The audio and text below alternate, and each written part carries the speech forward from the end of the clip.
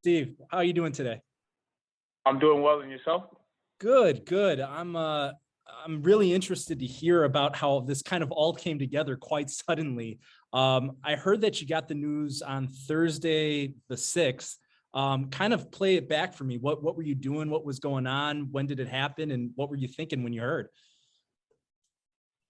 Yeah, I was in the sauna. I was preparing to go weigh in, and yeah, I got the call. Kevin Cunningham called me, my coach, and he said, "Hey, man, you're never gonna believe this. They want you to fight Joe Smith and stuff." And I was like, "Wow," I was kind of shocked and just, excited at the same time. This is the opportunity of a lifetime. I mean, describe the feeling of when, you're planning for this fight on June 8th, a smaller club show, and then hearing that you're going to be challenging for the world title. I mean, what kind of emotion does that kind of spur in you? Yeah, man, I was just really excited. I mean, you always hear about people like Andy Ruiz and stuff, and other fighters who've had these late minute opportunities, these last second opportunities, but never did I expect it to happen to myself. Um, so I was just so excited. I'm like, wow, this is the break I needed in boxing as far as boxing goes. hmm I know that some people may be unfamiliar with you as far as like how you got into boxing. When did you start boxing and what made you take up the sport? I started boxing when I was 13 at the Police Athletic League. Uh, I was trying to play football. I got cut from there, so I was looking for like a gym that had like I could go lift weights, try and get a little bit bigger or something. And but it was the Police Athletic League, like right by my house. I went with some friends, and I saw the boxing area. It was a free program. Saw the boxing area and stuff, and I just started boxing that day and fell in love with it. Did you kind of start studying fighters from that point on, or is that something kind of that you did later in life? Because I heard that you're a pretty big boxing nut when it comes to like watching fights and things of that nature. Oh yeah, yeah. I mean, when I started boxing, like after a couple months, I learned about the sport more and stuff. I got to watching like a lot of the great Cubans like Mario Kendelon and Rigan Diao and all those guys. I was watching all those great Cubans and studying all them from back in the day, and all the old fights, and I just got into it like that. I've I, just always been a big boxing fan. I think it's pretty wild. I mean, you had a lot of early success. I mean, as an amateur, I mean, 2010 was a big year for you. You win, I think it's like three different national tournaments. You come close within the Olympic trials. To kind of go from that success, and then you kind of start off 0-2, and I know that's a bit deceiving. After those first two losses, what was kind of your thought process, and what were you thinking about when those things occurred? Yeah, I mean, I really had no idea what I was gonna do as far as boxing goes. I had like college and all that stuff. I didn't really know what I was gonna do with as far as boxing goes. You know, um, on one day I was sparring Glenn Johnson, and and this guy Robert Pergament, he was in the gym. He's from New York. He used to own the Pergament Paint Centers. He saw me sparring and stuff, and then just a long story short, he ended up signing me, like backing me, signing me, and he helped me get my career on the start moving again. And I mean, he passed away in 2019, but I think if it wasn't for him, I probably, who knows if I would have still been boxing after starting rough like that. I mean, I'm sure I probably would have still been boxing, but I don't know. Like, it'd been really hard. It would have been really hard, if, without a backing or something to get the fights, because they're only going to call you to be an opponent like at 0-2. Mm-hmm. When that happens, did you feel like, a lot of the hype from 2010 that a lot of people kind of turn their back on you? Did you feel like that people that were supporting you fell away? What occurred after that? Yeah, I mean, a lot did that didn't really know the situation. Like, I'm sure if you're just reading, it just says loss and stuff. Like, some people didn't know how to cut Mm-hmm. or stuff like that. But, yeah, a lot of people did turn their backs to me and stuff. But, I never, like held my, obviously you're going to be sad for a bit, but I never really dwelled on the situation, I kind of just move forward and, just try to figure out a way, I know you that know. the boxing business is a brutal one. I know that you've probably had a lot of these issues, if we're talking about promoters, managers, the business end of things. When things weren't going right in those aspects, did you ever get deflated enough that you considered walking away from the sport?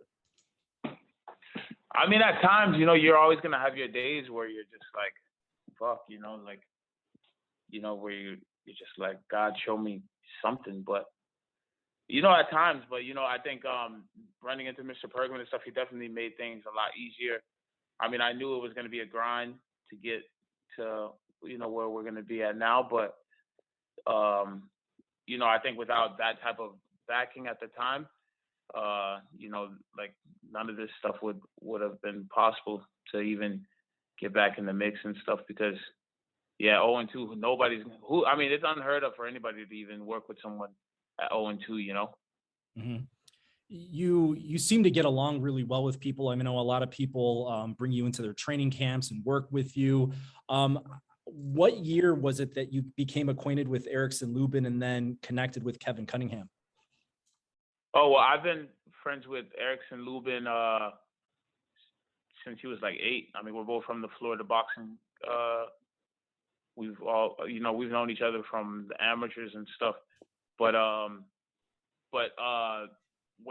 when he came down, I think he came down here like to my part of town, like South Florida, because he was about to start training with Kevin Cunningham. So he was just staying with me for a little bit. But I think it was like before the pandemic, 2019 or something, and before the lockdown. Yeah. So when he was training with Kevin, I would go up to the gym with him, and that's how that whole relationship with Kevin started. But yeah, me and Erickson, I've known him since he was 8 years old from the amateur programs down here. As far as working with Kevin Cunningham, what do you think he added to your boxing game? Oh, just more discipline. I mean, one thing with his camps and stuff, I mean, everything's set up for you. Really, all you have to do is just show up and just be ready to work. But Kevin, he's got a lot of experience. He's worked with many world champions, and he's been from the amateur level all the way to world champion pro level. So, and he doesn't mess around, so he just knows kind of what to say, keep you motivated, keep you sharp. I know that you were out of boxing for a while. There was an injury. What was the injury, and what was kind of like that process of getting back from it like? Oh yeah, well, so I went to China. I fought this Russian guy, Dmitry Shukasti or whatever, for like one of the WBO belts. But then when I came back to South Florida, I was sparring Andre Durrell, and yeah, I just had like a shoulder. I had like a little slight shoulder injury. I had to get hello? Yep, I got you. Yeah, I had to get I had a shoulder injury that I had to get repaired and stuff, so that took me out a little bit. But like like when you get one of those belts, you get rated like top 15. So it started to look like things were gonna get back on the roll and stuff, and then boom, now I'm out because of an injury. So it was just another bump in the road, but everything happens for a reason. Was it a torn rotator cuff or was it something different? Yeah, it was just a torn labrum. I just had to get like cleaned out in there. Mm-hmm. But thank God it wasn't career ending or anything crazy serious. It was something that, just had to just be quickly repaired, and did a little rehab, and boom, it's right back in the mix. But yeah, it's just a blessing to be able to do this. I'm not signed with any promoters or anything. It's just me and my coach. We're just just training, and we're just trying to.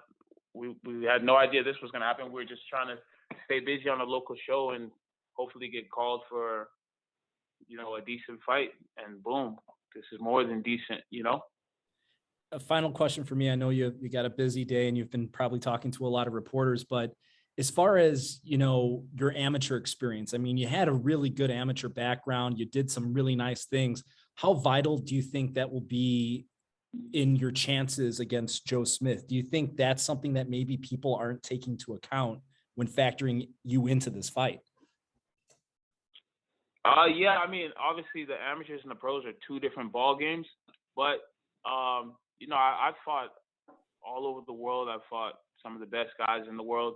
I know I belong here. I definitely belong here, and it's just a matter of just performing. When those TV lights come on, I just got to perform. Mhm. I know I have better skills than Joe Smith and stuff, so I just have to perform and go out there, take it round by round, and use my ability, my height, my reach, and the experience the extensive experience that I've had with former sparring partners and stuff. But I just got to be focused with the task that I have in front of me this Saturday. Well, Steve, it's an incredible opportunity. Congratulations on getting it, and I look forward to seeing you fight.